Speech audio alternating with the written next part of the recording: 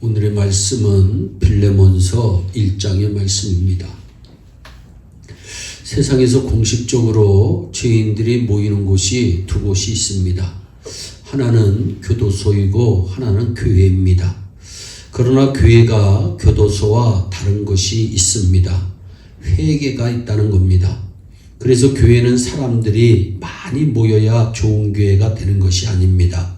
사회적으로 돈 많고 지위가 있는 사람들이 모인다고 좋은 교회가 되는 것도 아닙니다.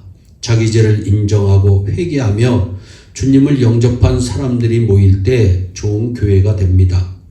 오늘 읽은 빌레몬서는 옥중 서신으로 바울 사도가 빌레몬이라는 사람에게 보낸 서신입니다. 빌레몬은 에바, 브로디도와 함께 골로새 교회를 설립한 사람입니다. 골로새에서 살던 에바 브로디도라는 사람하고 빌레몬이라는 사람이 잠시 에베소에 들렸다가 바울이 전하는 복음을 듣다 보니까 그 마음이 감동이 되었습니다. 행위로가 아니고 예수를 믿음으로 구원받는다는 말씀에 큰 은혜를 받았습니다. 하나님께서 사람을 위하여 독생자 예수 그리스도를 보내셨는데 그분이 우리를 위해 십자가에 달려 대신 죽으시면서 우리 모든 죄를 담당하셨습니다. 우리가 하나님 앞에 나와서 주여 나는 죄인입니다. 내가 어떤 노력을 한들 그것이 나를 구원해 주지 못함을 고백합니다. 이 미천한 나를 위해 죽으신 주님의 그 크신 은혜에 감사합니다. 그러면서 나를 위해 대신 죽으신 그 예수님을 내 구주로 영접하면 구원을 얻는다는 말씀에 감동을 받았습니다. 그래서 세워진 교회가 골로새 교회입니다. 바울이 본문 가운데서 빌레몬에 대해서 이야기를 하는 것을 보면 빌레몬이란 사람이 어떤 사람인지 알게 됩니다. 먼저 빌레몬은 그 가정이 다 예수님을 믿는 신앙으로 하나 된 가정이었습니다. 2절 말씀을 보면 바울이 여러 사람의 이름을 이야기하는데 그 중에 압비아는 빌레몬의 아내입니다. 그리고 아키포라는 사람은 우리와 함께 군세된 사람이다. 그러는데 이 사람은 또 빌레몬의 아들입니다. 그러니까 이 사람의 가정은 다 예수님을 믿고 정말 헌신된 그리스도인으로 살아가는 가정이었습니다. 그리고 또 이 사람들은 주님을 사랑하고 또 교회의 성도를 아끼고 사랑한 사람들입니다. 5절을 보세요. 주 예수와 및 모든 성도에 대한 내 사랑과 믿음이 있음을 바울이 들었다고 말씀합니다.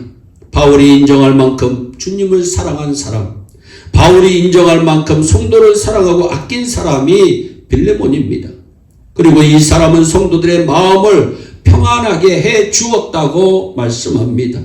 7절을 보세요. 형제여 성도들의 마음이 너로 말미암아 평안함을 얻었다. 아멘. 여러분, 여러분들로 말미암아 성도들이 평안함을 얻는 그 귀한 도구가 되시기를 바랍니다. 그리고 이 사람은 또 복음을 전하는 사역자인 바울에게 기쁨과 위로를 주는 사람이었습니다. 7절 후반부를 보면 내가 너의 사랑으로 많은 기쁨과 위로를 얻었노라 말씀합니다. 목회자가 빌레몬이라고 하는 사람을 통해서 기쁨과 위로를 얻었다고 분명히 성경은 말씀하고 있습니다.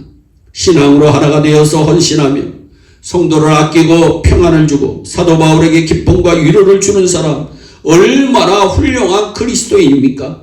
여러분도 이런 빌레몬과 같은 사람이 되기를 진심으로 축복합니다.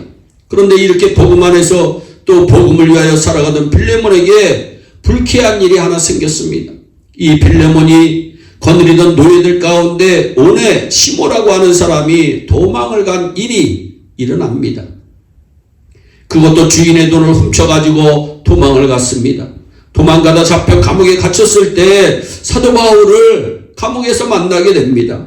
바울은 복음을 전한다는 이유 때문에 감옥에 갇힌 상태였습니다.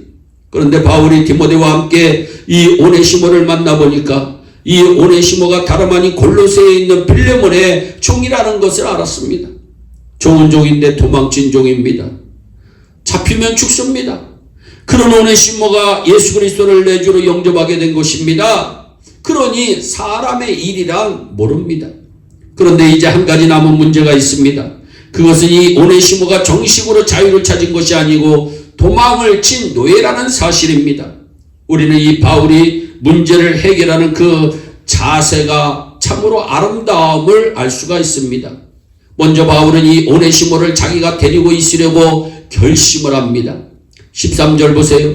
저를 내게 머물러 두어 내 복음을 위하여 갇힌 중에서 내 대신 나를 섬기게 하고자 하나 말씀합니다. 바울이 복음 사역하는 그 일에 이 오네시모를 쓰겠다고 말씀합니다. 대단한 결심입니다. 국민의 마음을 품은 바울의 마음입니다. 또한 바울은 오네시모를 위하여 대가를 치르고자 결심합니다. 바울은 빌레몬을 잘 알고 있었습니다. 그 가족들까지도 잘 알고 있습니다. 그리고 이 빌레몬이 바울에게 복음의 빚을 진 사람이라고 말합니다. 19절 후반을 보세요. 너는 이외에 네 자신으로 내게 빚진 것을 내가 말하지 아니하노라. 그러나 바울은 이 오네시모의 일을 위하여는 자신이 대가를 치르겠다고 18절에 말합니다.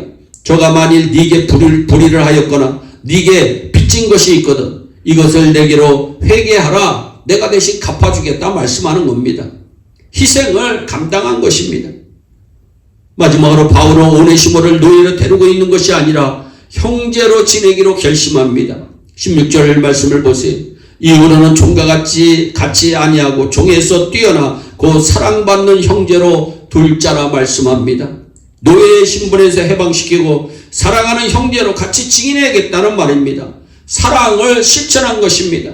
바울은 이 문제를 해결하면서 사도로서의 권위를 가지고 문제를 해결한 것이 아닙니다. 바울은 먼저 그리스도의 은혜를 입고 그 은혜를 아는 자로서 문제를 해결했습니다. 우리 일교회에 출석하시는 성도님들은 그리스도를 본받아 그리스도를 따라 행하셔서 바울처럼 빌레몬처럼 아름다운 열매를 남기는 귀한 성도들이 되기를 주 예수 그리스도의 이름으로 축원합니다. 기도하겠습니다. 사랑의 하나님 참 감사합니다. 우리의 어려운 성도들도 바울처럼 사랑을 실천하고 희생을 실천하는 축복의 주인공들이 되게 하여 주셔서 누구를 만나든지 좋은 영향력을 끼치며 살아갈 수 있도록 은총을 베풀어 주시옵소서. 감사하고 예수님의 이름으로 기도하옵나이다. 아멘. 오늘도 주 안에서 승리하는 복된 하루 되시기를 바랍니다. 감사합니다.